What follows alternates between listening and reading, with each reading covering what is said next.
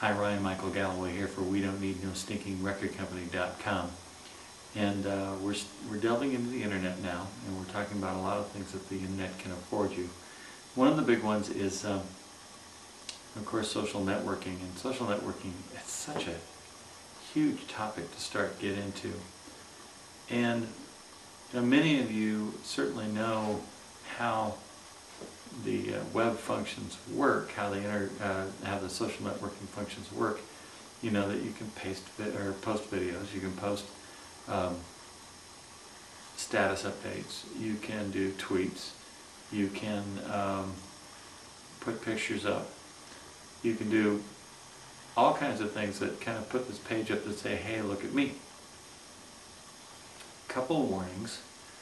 When you especially make comments on other people's pages, make them in a very considered way, because it's likely they're going to stay around, those comments, for a long, long time, like years and years.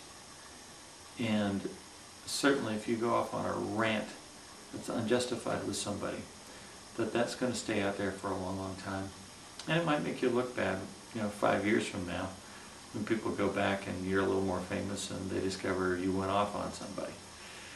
Also, things that you post that are very personal, intensely personal about your family and that kind of thing, can cause you problems without you thinking of it. Like, for instance, you'd think on Facebook, as an example, or on MySpace, that you're in a closed circle of friends or family. And in fact, people can look over each other's shoulders. Sometimes the veil of privacy is broken. Sometimes you forget who you're friended with, like maybe a boss or a dad or a mom or a sister or a brother, and you diss them. And it's not a good thing. The connectivity is the issue, and it can work against you and it can work for you. So let's talk about some of the things that it does for you. When you post, for instance, your status. Well, you may have noticed on MySpace and Facebook that the first thing that happens when you log on is you get your news feed. MySpace doesn't do this as well, I don't think, as say Facebook does. And this is true of Ning and a number of other things. You come in and you see the list of things that have been posted by the community that you're hooked up with, by your friends.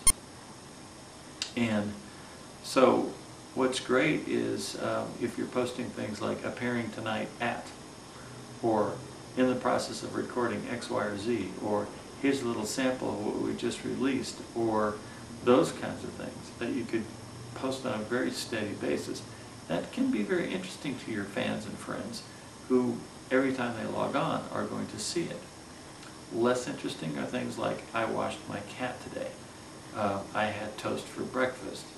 I'm curling up with a good book in front of the fire. Now, your closest friends are interested in that, but your extended friends that you're making for the purpose of promoting your music may or may not. It kind of depends on what your momentum is. If you've got thousands and thousands of people that are hanging on your every word, well, maybe they might be interested in you washed your cat today, but I don't think so. I think they're going to be much more interested in the fact that you started writing a song today. I think they're going to be much more interested in the fact that you're rehearsing your band for your upcoming tour, which is going to start on April 1st. Well, okay, bad choice of dates. But anyway, you get my drift is that the news you put out in your status when you're actually somebody trying to become famous is a lot different than what you might put out if you're some little old lady up in Washington State. So keep that in mind. This connectivity goes all over the place, and it can work for you and it can work against you.